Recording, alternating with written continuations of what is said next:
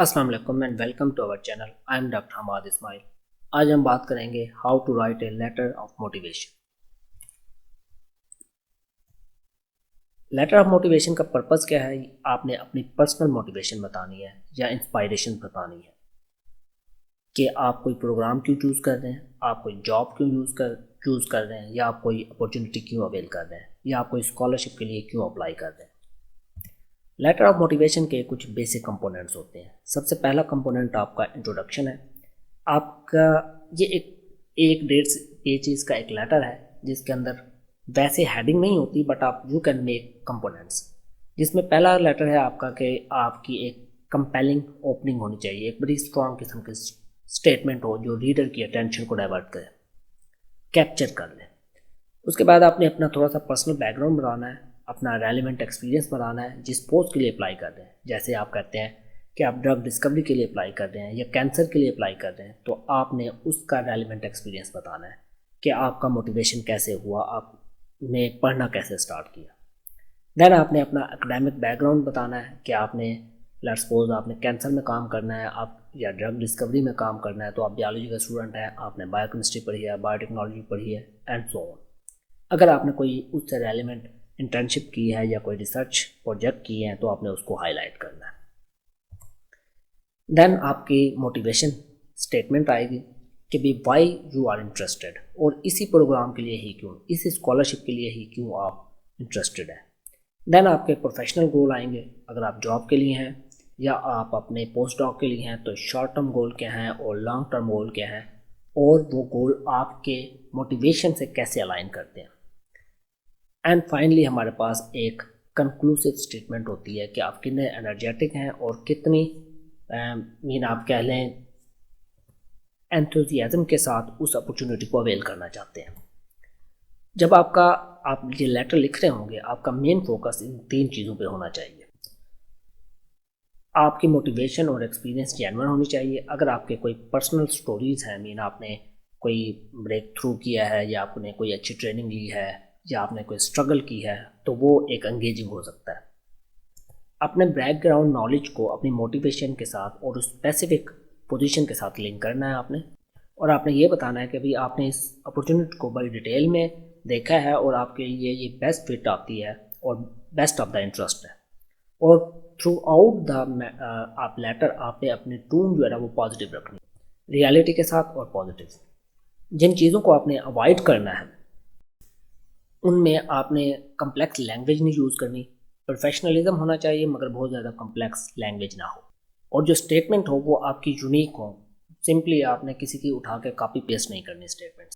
और आपने इस तरह लिखना है कि अगर आपको कोई चैलेंज मिला है तो आप उस चैलेंज ने आपकी पर्सनैलिटी में नेगेटिविटी नहीं डाली, बल्कि आपने पॉजिटिवली उसको लिया और उस चैलेंज को ओवरकम किया। अब हम देखेंगे कि भी एक सैम्पल लेटर हम कैसे बनाएंगे। आप ChatGPT या परप्लेक्सिटी यूज़ कर सकते हैं। ऐसे लेटर्स के लिए आप इनको बिल्कुल यूज़ कर सकते हैं और प्लेजम का कोई इसके ऊपर इफेक्ट नहीं आएगा। तो आए देखते हैं कि हम कैसे करेंगे। मैंने ये कुछ कमांड्स बनाई हैं। I want to write a letter of motivation for the scholarship program under MIT university, जिसमें मैंने बताया मैं लेटर ऑफ मोटिवेशन लिखना चाहता हूँ स्कॉलरशिप प्रोग्राम के लिए, और कहाँ पे MIT यूनिवर्सिटी। आप स्कॉलरशिप का नाम और यूनिवर्सिटी का नाम दे सकते हैं। उसके बाद मैंने उसे बताया my name is Hamad Ismail और I have uploaded my CV, ताकि वो इन्फॉर्मेशन जो लेगा वो मेरी CV से लेगा।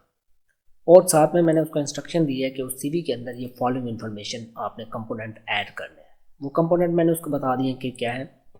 Start with compelling opening statement जो रीडर्स की अटेंशन को कैप्चर करे। उसके बाद यहाँ पे देखें मैंने थोड़ी सी स्टोरी लिखी है।